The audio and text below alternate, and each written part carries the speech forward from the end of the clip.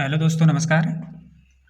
आज है 21 अगस्त और हम 21 अगस्त से बनने वाले करंट अफेयर के क्वेश्चनों पर डिस्कस करने वाले हैं। अगर आप चैनल पर नए हैं तो चैनल को सब्सक्राइब करें, वीडियो को लाइक करें, शेयर करें और कमेंट करें। चलिए, आज का पहला क्वेश्चन है कि हाल ही में बिजली आपूर्ति निरंतरता के लिए वैश्विक मानक अपनाने वाला पहला सार्वजनिक उपक्रम कौन बन गया है। हाल ही में बिजली आपूर्ति निरंतरता के लिए वैश्विक मानक अपनाने वाला पहला सार्वजनिक उपक्रम कौन बन गया है। तो ये बना है NTPC. NTPC national thermal power corporation. Bharat की सबसे बड़ी विद्युत कंपनी एनटीपीसी लिमिटेड ने देश के विद्युत उद्योग में पहली सार्वजनिक क्षेत्र की कंपनी बन गई है, जिसने व्यवसाय निरंतरता प्रबंध प्रणालियों के लिए अंतर्राष्ट्रीय मानक ISO 22301 अनुपात 2019 के अनुरूप व्यवसाय निरंतरता योजना को लागू किया है। और इस एनटीपीसी को 2010 के अंदर भारत सरकार के द्वारा महारत्न कंपनी का दर्जा भी दिया गया था और इसकी स्थापना 1975 के अंदर की गई थी। नेक्स्ट क्वेश्चन है कि उत्तर प्रदेश का पहला हरित हाइड्रोजन प्लांट का उद्घाटन किस स्थान पर किया गया है। उत्तर प्रदेश का पहला हरित हाइड्रोजन प्लांट का उद्घाटन किस स्थान पर किया गया है। ये किया गया है गोरखपुर के अंदर। कहाँ किया गया है? उत्तर प्रदेश के गोरखपुर में। उत्तर प्रदेश के मुख्यमंत्री योगी आदित्यनाथ ने गोरखपुर जिले के खानीपुर गांव में राज्य के पहले और देश में अपनी तरह के दूसरे हाइड्रोजन संयंत्र का उद्घाटन किया है। उत्तर प्रदेश का पहला है और भारत देश का ये दूसरा हाइड्रोजन संयंत्र है। भारत का पहला गुजरात के कांडला में स्थित दीनदयाल बंदरगाह प्राधिकरण ने भारत का पहला स्वदेशी मेक इन इंडिया 1 मेगावाट हरित हाइड्रोजन संयंत्र शुरू किया था। कहाँ पर? गुजरात के कांडला के अंदर।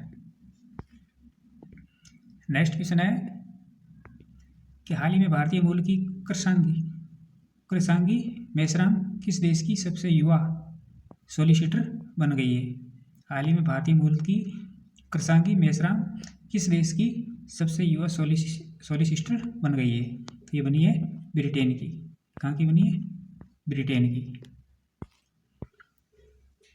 कृषांगी मेश्राम 21 साल की उम्र में इंग्लैंड और वेल्स में सबसे कम उम्र की सोलिसिटर बनने का गौरव हासिल किया और उन्होंने 15 साल की उम्र में ओपन यूनिवर्सिटी से कानून की पढ़ाई शुरू की थी और 18 साल की उम्र में ऑनर्स के साथ स्नातक की उपाधि प्राप्त की। और कृषांगी मेश्राम का जन्म पश्चिम बंगाल में हुआ था और वे इस्कॉन मायापुर समुदाय में पली बढ़ी है। बात करें सोलिसिटर क्या होता है, तो सोलिसिटर वकील होता है जो पारंपरिक रूप से कुछ न्यायालयों में अधिकांश कानूनी मामलों को संभालता है और किसी व्यक्ति के पास कानूनी रूप से परिभाषित योग्यता होनी चाहिए जो एक न्यायालय से दूसरे न्यायालय से में भिन्न होती है। और सोलिसिटर इसका जो जानकारी है वो अनुच्छेद 142 के अंदर दी गई है। वो भारत के प्रथम सोलिसिटर जनरल सी के दफ्तरी थे और उन्होंने 1950 में इस पद पर नियुक्त किया गया था, उसी वर्ष जब भारत का संविधान लागू हुआ था।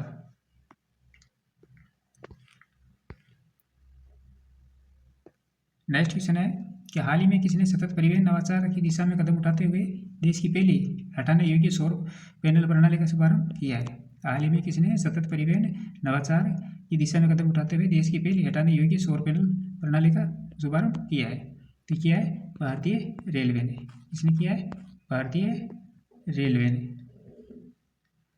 भारतीय रेल ने सतत परिवहन नवाचार की दिशा में ऐतिहासिक कदम उठाते हुए देश की पहली हटाने योग्य रिमूवेबल सौर पैनल प्रणाली का शुभारंभ किया और ये प्रणाली वाराणसी स्थित बनारस लोकोमोटिव वर्क्स में स्थापित की गई है। स्थान बनारस लोकोमोटिव वर्क्स वाराणसी के अंदर है। इसकी लंबाई है 70 मीटर ट्रैक क्षेत्र के अंदर और पैनलों की संख्या 28 है। क्षमता 15 किलोवाट पीक है और प्रकार इसका मतलब हटाने योग्य डिजाइन जिसे रखरखाव और परिचालन लचीलापन संभव हो सकता है। और प्रारंभ की तिथि 19 अगस्त 2025 को यह शुरू की गई है। ग्रीन एनर्जी विकास के साथ साथ भारतीय रेल ने माल ढुलाई नेटवर्क को भी मजबूती दी है और 10 अगस्त 2025 को पहली बार औद्योगिक नमक लदी रेल टे को सानोसरा यानी भुज नलिया सेक्शन से दहेज के लिए रवाना किया गया था। नेक्स्ट क्वेश्चन है कि हाल ही में कैबिनेट ने online real money gaming platform से जुड़े कितने बिलों को मंजूरी दी है। हाल ही में कैबिनेट ने online real money gaming platform से जुड़े कितने बिलों को मंजूरी दी है। तो ये दिए 3 बिलों को। कितने को दिए? 3 बिलों को। ऑनलाइन गेमिंग विधेयक की जो मुख्य जो प्रावधान है वो है, पहला है ई स्पोर्ट्स और सामाजिक ऑनलाइन गेम्स का प्रोत्साहन। ई स्पोर्ट्स और सामाजिक ऑनलाइन गेमिंग की देखरेख के लिए नियामक प्राधिकरण की स्थापना या नामांकन करना। ई स्पोर्ट्स को वैध प्रतिस्पर्धी गतिविधि के रूप में मान्यता देकर भारत के गेमिंग उद्योग की वृद्धि को बढ़ावा देना। और दूसरा है ऑनलाइन मनी गेमिंग पर प्रतिबंध लगाना। ऑनलाइन सट्टेबाजी, जुआ या पैसों पर आधारित खेलों की पेशकश या सुविधा देना अपराध घोषित है और इसमें सहयोग, उकसाना हो या भागीदारी करवाना भी दंडनीय होगा। और गेमिंग विज्ञापनों पर रोक है, तो ऑनलाइन मनी गेम्स को बढ़ावा देने वाले किसी भी विज्ञापन पर पूर्णतः प्रतिबंध लगाया जाएगा और ऐसे प्लेटफॉर्म का प्रचार करने वाले सेलिब्रिटी या इन्फ्लुएंसर को भी उन पर भी दंड का प्रावधान किया गया है। वित्तीय प्रतिबंध बैंकों या वित्तीय संस्थानों या डिजिटल माध्यम से ऑनलाइन सट्टेबाजी में धन हस्तांतरण पर रोक, भुगतान गेटवे की कड़ी निगरानी ताकि अवैध लेनदेन के तरीकों को भी रोका जा सके। तो ये 3 बिलों के ऊपर मंजूरी दी गई है। नेक्स्ट क्वेश्चन है कि हाल ही में चुनाव आयोग ने चुनाव प्रणाली को मजबूत करने के लिए कितनी सुधार बिलों का अनावरण किया है। हाल ही में चुनाव आयोग ने चुनाव प्रणाली को मजबूत करने हेतु कितनी सुधार बिलों का अनावरण किया है। तो ये किया है 28 का। कितनी का किया है? 28 बिलों का अनावरण किया है।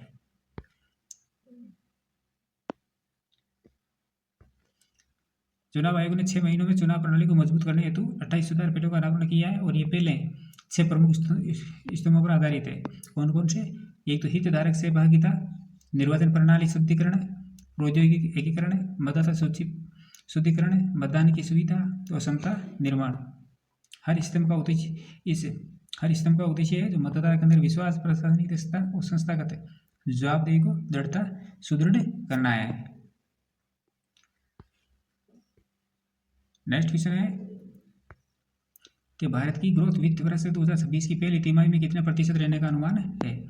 भारत की ग्रोथ वित्त वर्ष 2026 की पहली तिमाही में कितने प्रतिशत रहने का अनुमान है। तो ये अनुमान है 6.7%, 6.7%। क्रेडिट रेटिंग एजेंसी के अनुसार वित्त वर्ष 2026 की पहली तिमाही के अंदर भारत की अर्थव्यवस्था तो 6.7% की दर से बढ़ेगी, जो भारतीय रिजर्व बैंक के 6.5 के अनुमान से अधिक है। और ये बढ़ती फाइनेंशियल 2025 की चौथी तिमाही में दर्ज 7.4 की तुलना में कुछ कम है, लेकिन सेवा क्षेत्र की मजबूती और सरकारी पूंजीगत व्यय में तेजी के चलते ये दर काफ़ी ठोस मानी जाती है। बात करें सकल मूल्य संवर्धन की, तो इसके अंदर फाइनेंशियल ईयर 2026 में 6.4% वृद्धि का अनुमान है और जो फाइनेंशियल ईयर 2025 था उसके अंदर 6.8 से कम है। उद्योग वृद्धि दर जो घटकर 4.0 रह सकती है, तो पिछली तिमाही के अंदर 6.5 थी। कृषि, वानिकी और मत्स्य पालन के अंदर 5.4 से घटकर 4.5 आने की संभावना है। और 2024-25 के अंदर अच्छे फसल उत्पादन का लाभ रहेगा। सेवा क्षेत्र इसके अंदर 8 तिमाहियों में सबसे ऊंची वृद्धि दर 8.3% है, जो 2025 के अंदर 7.3 है और मुख्य सरकारी खर्च से प्रेरित है। नेक्स्ट क्वेश्चन है कि हाल ही में अक्षय ऊर्जा दिवस कब मनाया गया। हाल ही में अक्षय ऊर्जा दिवस कब मनाया गया। तो अक्षय ऊर्जा दिवस मनाया गया 20 अगस्त को। यह हर साल 20 अगस्त को अक्षय ऊर्जा दिवस मनाया जाता है। अक्षय ऊर्जा दिवस हर वर्ष 20 अगस्त को मनाया जाता है और इसका उद्देश्य होता है नवीनीकरण ऊर्जा के महत्व को रेखांकित करना। 2004 में ग्रीन और नवीनीकरण ऊर्जा मंत्रालय के द्वारा शुरू किया गया और इसका उद्देश्य जीवाश्म ईंधनों पर निर्भरता कम करना और नवीनीकरणीय ऊर्जा को बढ़ावा देना। पहला आयोजन नई दिल्ली के अंदर हुआ था, जिसमें 12,000 से अधिक स्कूली बच्चों ने मानव श्रृंखला बनाकर ऊर्जा जागरूकता का संदेश दिया था।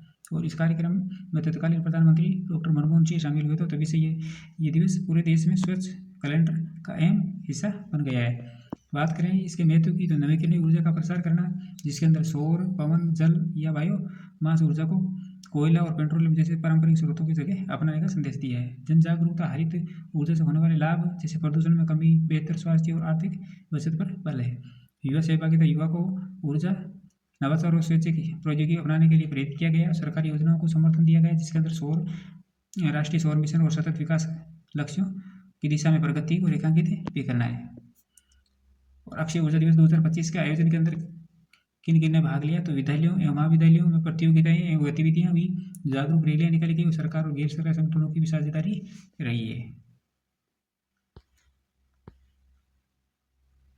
प्रीवियसली क्वेश्चन का रिवीजन करते हैं कि हाल ही में भारत के पहले महिला आधारित फूड हब का उद्घाटन मुंबई शहर के अंदर किया गया था। और Indian film festival of Melbourne 2025 में सर्वश्रेष्ठ फिल्म पुरस्कार होमबाउंड ने जीता है।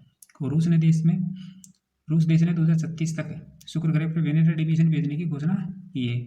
और चीन ने देश के अंदर रोबोटों का ओलंपिक शुरू किया गया था। और हाल ही में साइपन इंटरनेशनल 2025 का खिताब तानिया अहमद ने जीता है।